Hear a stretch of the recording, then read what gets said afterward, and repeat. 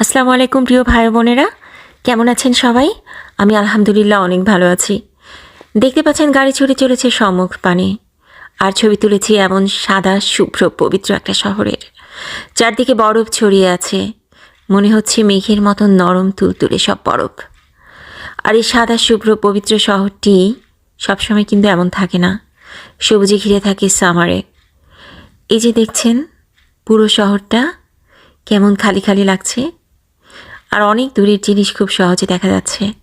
কিন্তু সামারে এই খালি গাছগুলো সবুজ পাতায় পুরো ভরপুর থাকে, সারা শহরটা সবুজ হয়ে থাকে। তখন কিন্তু দূরের জিনিসগুলো এত সহজে দেখা যায় না। সবুজ পাতারা সবুজ দেওয়াল তৈরি করে, আর সারা শহরকে মনে হয় একদম সবুজ।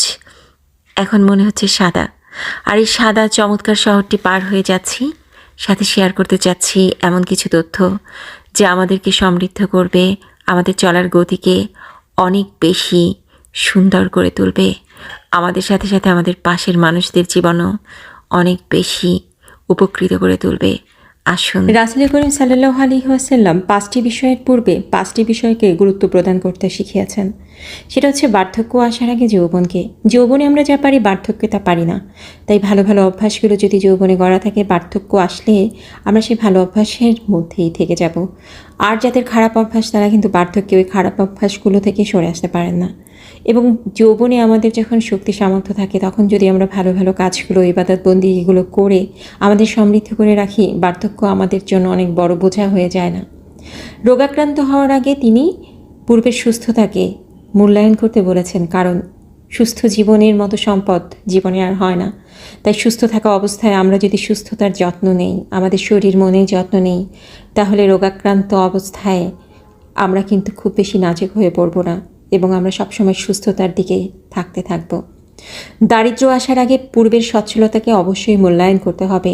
সচ্ছল অবস্থায় আমরা মানুষকে সহযোগিতা করতে পারি, মানুষের পাশে দাঁড়াতে পারি, আমাদের মনটা অনেক বড় থাকে, আমাদের সমৃদ্ধি অনেক থাকে।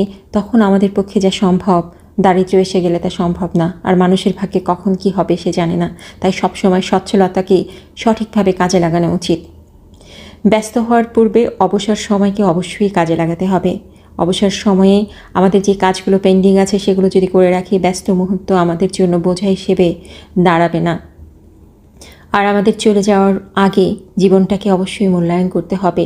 এই জীবনেই আমাদের শস্যক্ষেত্র, আমাদের ভালো কাজগুলো করার ক্ষেত্র। এরপরে আমাদের আর সুযোগ আসবে না। তো সেই জীবনে পৌঁছাবার আগে এই জীবনকে আমাদের অবশ্যই মূল্যায়ন করতে হবে।